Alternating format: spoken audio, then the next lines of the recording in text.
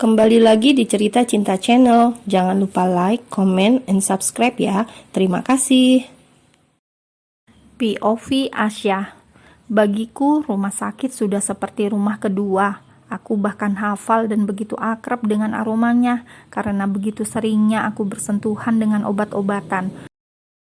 Jika dulu aku selalu mengobati orang lain, beberapa bulan terakhir ini akulah yang diobati oleh orang. Ya, orang berjas putih dengan stetoskop yang menggantung di lehernya.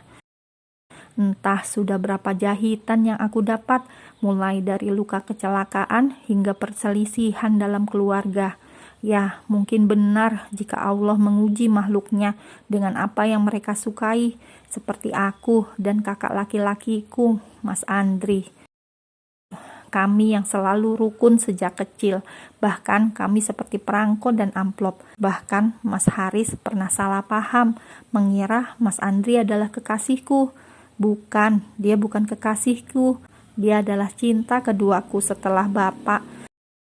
Sudah pasti cinta pertamaku adalah pria paling hebat di dunia ini.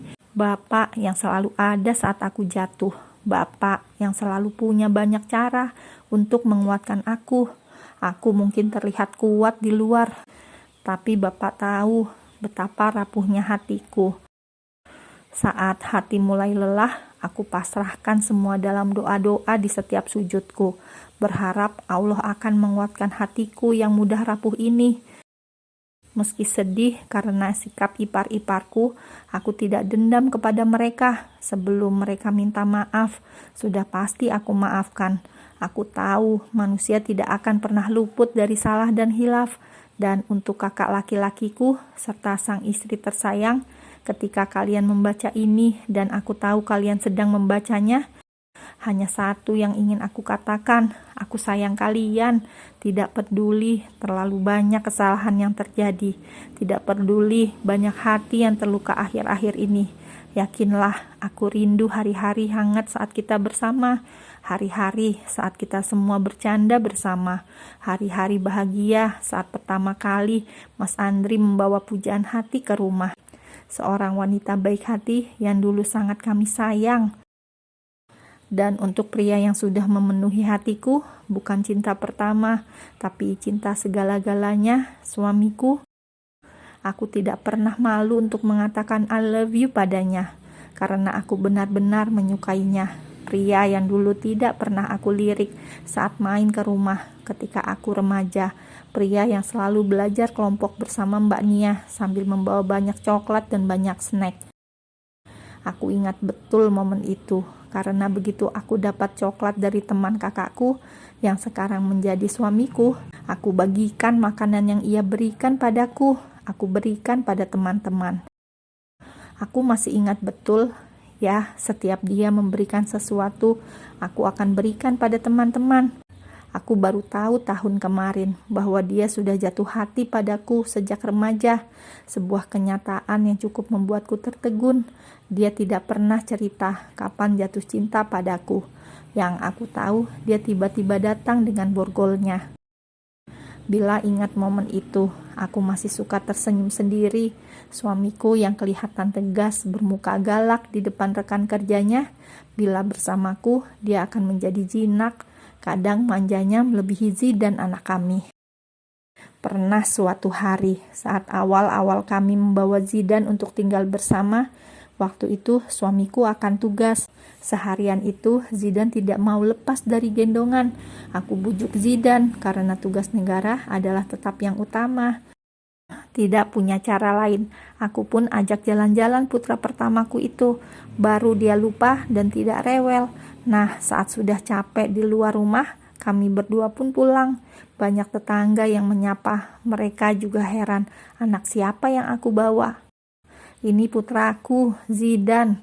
Aku selalu bangga menyebut nama putraku pada orang-orang yang menyapa. Mereka pasti merasa aneh. Tahun-tahun aku yang tinggal di komplek ini 5 tahun lamanya. Tiba-tiba punya anak yang sudah besar. Ya, karena selama ini Zidan tinggal bersama Ardi, adik iparku. Sebuah pilihan sangat sulit dan cukup membuat hatiku ngilu jika ingat hari-hari itu. Hari di mana aku hanya berteman dengan sepi. Setelah bertegur sapa dengan banyak tetangga, kami pun kembali ke rumah. Di depan rumah, tepatnya sebelah rumah kami, rumah Duda masih muda, good looking, dan pengusaha showroom mobil. "Dari mana, Syah?" tanya Duda itu dengan genit. Bagaimana tidak genit? Wajahnya sumringah, senyum-senyum tidak jelas pada kami. "Habis jalan-jalan," jawabku singkat. Kemudian mengajak Zidan masuk pagar rumah. Putraku malah tidak mau masuk.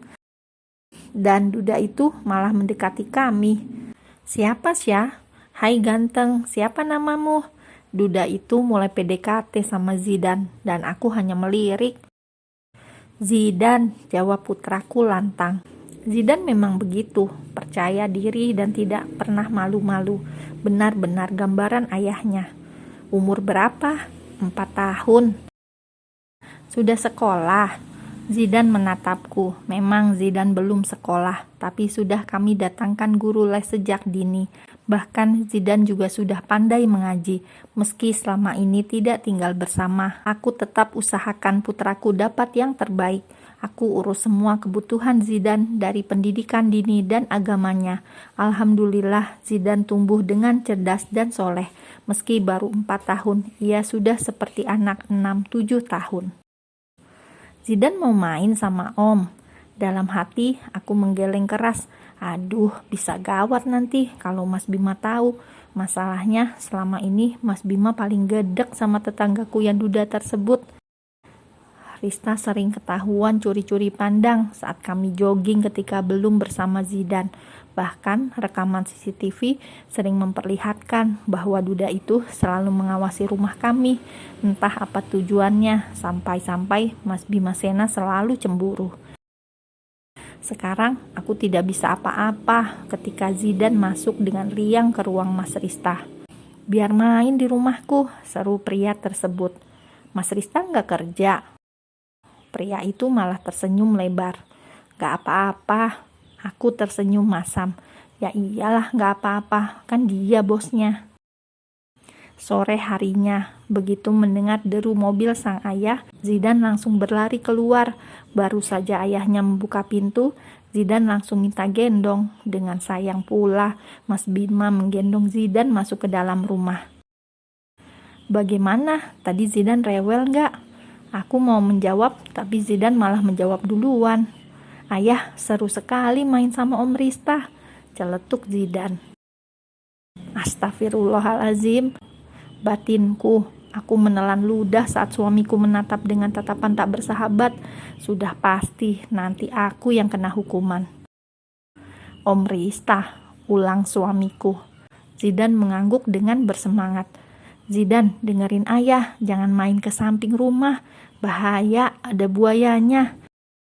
Aku lantas mendongak. Buaya apaan? Sedangkan Zidan bukannya takut, ia sepertinya malah sangat penasaran. Dan betul apa yang aku takutkan. Setelah semalam aku dapat hukuman dari komandan paling bucin, esok harinya saat suamiku bertugas, Zidan membuatku was-was.